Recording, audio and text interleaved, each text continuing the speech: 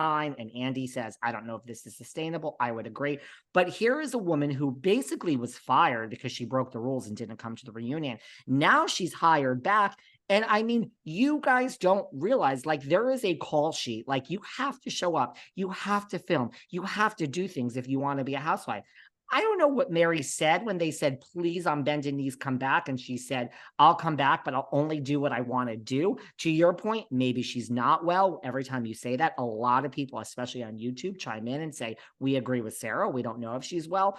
But I mean, here's someone who is like, I mean, I guarantee you think Margaret is so great or this or that. If Heather didn't want to follow the rules, they would probably be like, sweetie, we're firing you. You're not following. Mary somehow is able to rise above the rules. Love her or hate her. She's breaking all the rules and she still has a job at this point. She's had a good year. Number 9, Mary Cosby. I love it. That's a good one. Okay. Right? Look, I mean, yeah, she's phenomenal every time she's on camera. She gives it back to people. I mean, she is so great unfiltered, but I mean, they have a bit of an issue with her for sure. She doesn't seem like she wants to participate. And yet she's television gold. Although I kind of feel like Monica really stealing the scene with her mom I feel like, we haven't missed Jen Shaw.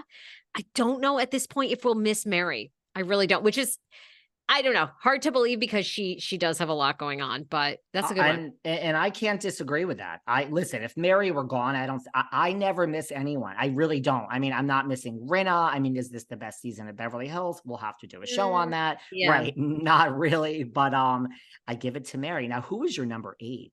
My number 8 is our gal, Candiace Dillard Bassett. Now, Candy single-handedly carried Real Housewives of Potomac this past season, which I believe was season 9. Am I right? Or you're more of a historian? Something like that. Something around there. I'm a historian, but I forget all the details. I think it was season 8, was it? I don't know. I think we're in season 8 right now. Look, I think. Go on. This woman has showed up and showed out. She has brought her true life. She has single-handedly kept that show going when, lo and behold, at the end of this season, we realized the whole plot line that should have been there about Juan Dixon allegedly cheating was never fucking brought up by Batman and Robin.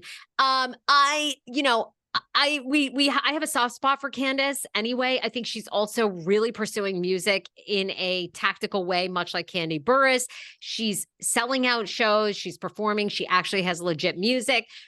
And I think she gets reality TV in a way. I think she could be on path to be like a Kyle Richards because I think she understands the game and she doesn't take it personally. I appreciate that. She's my number 8.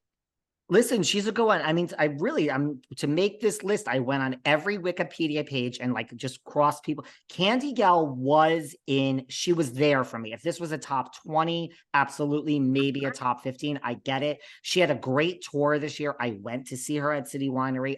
I agree with you. I think she's the best thing on Potomac personally. Along with the Grand Dame and yes, power to the Grand Dame school. Good choice. My number 8, remember guys, this isn't a personal list. Doesn't mean I like you. Doesn't mean I don't like you because everyone thinks I'm such a tree hugger. Number 8 for me is Teresa. Now let me explain to you a couple. Okay, you tree hugger. Let's hear it. Let me explain. She's lost points because she sat at a reunion and she basically said, you ain't going to be here next year to Melissa. And here we are. We have Melissa. So Teresa, girl, you don't have that much power. So if Melissa wasn't there, Teresa might be in my number 2 or 3 or something, but points off for that, you don't choose casting. But listen, she found the love of her life. She got married. She had a spinoff. Her and all the daughters have just done the Shein ad, that's money in everyone's pocket. She did Dancing with the Stars. Let's not forget, Teresa was on Dancing with the Stars this year in 2023, right? There's all this talk always about spinoffs with her sister. I think with her family, not sister. The bottom line is Teresa is like Mary. We have a show. We are heading into season 14 with 2 people that are not speaking to each other. And props to Melissa. Absolutely. That says a lot about how we want to keep Melissa for the time being. But I mean, Teresa, it doesn't matter. Good, bad, pissed off. She's not getting fired. Yes, I think everyone is fireable. she is the show. I mean, it's an ensemble show, love everyone, but there is this aura around Teresa that I'm sorry. It's like she too is above the law for the most part. She's like another Mary, and that is powerful. And that's why she had to get on my list. I love it. That's a good one. That's a good one. And high up. Oh, now I can't wait to hear your number 8. Okay. We're up to number 7, girl. My number 7 is going to be controversial because I'm sure people are going to be like, you have to be kidding. But my number 7 is Nene Leakes. And I'm sure you're like, why the fuck? Like, this chick did not have a great, I think teaming up with Bethany was such a bad move. I mean, did anyone even listen to that series of podcasts that they did? Y'all know how I already feel about Bethany, so we don't have to go there, but I just think such a bad business move. She was so lost. I think on that initial interview she did with Nene, or that initial interview she did with Bethany. But I do think we are more than a decade in of Housewives, and Nene still is as relevant as ever. You know, I even saw this guy do a TikTok video this weekend about how he feels that Nene Leakes changed the real estate game when she came out and said that white refrigerators are tacky, that, you know, nobody buys them anymore. If you go to a house and you see one, you immediately like run out. I mean, she's so iconic in a way that we are, you know, we're still talking about her. And I hope that 2023 was like the catalyst for her to see all the revenue streams that she could be utilizing and all the ways that she could still be making herself relevant.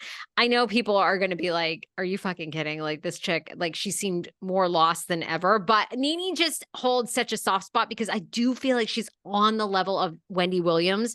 If she could just like get it together. And I do feel like 2023, we talked about her a lot. She has relevance in the reality reckoning. Hopefully she started to get the credit that she deserves in coming out and speaking her truth about that. So my number 7 is Nene Leakes. Wow. I didn't see that coming. Listen, I hate white refrigerators. I hate white stoves. The new apartment that I've purchased in New York is one of those kitchens where you can't see anything. That's what I like, where it's like no refrigerator, no stove, you know, where it's all just hidden. Wow, I didn't see that coming. My number 7, again, doesn't mean I like everyone on the list. Doesn't mean I don't like you, but number 7, gotta be fair. We have a rat amongst us, and she's scurrying in the corner. Number 7, the rat that is Miss Tamra Judge, number 7. Now, you've got to be kidding. I told you it's a controversial list. Wow, what about Tamra? Well, here's the thing. Here.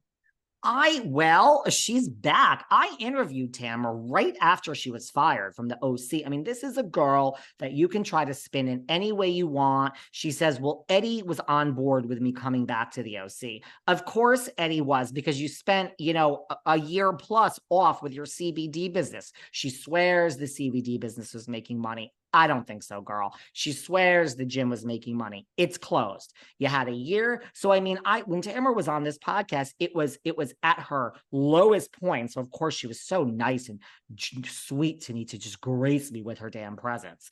You know, she's back. Now, do I think she saved the OC like she was taught? No, I do not. So I don't think her impact in coming back had the great grand accomplishment that Bravo hoped it would. I don't think she saved the OC. I think we still got a couple problems brewing in the OC, but she certainly elevated it. It was the best season they had in a long time. She's back at BravoCon.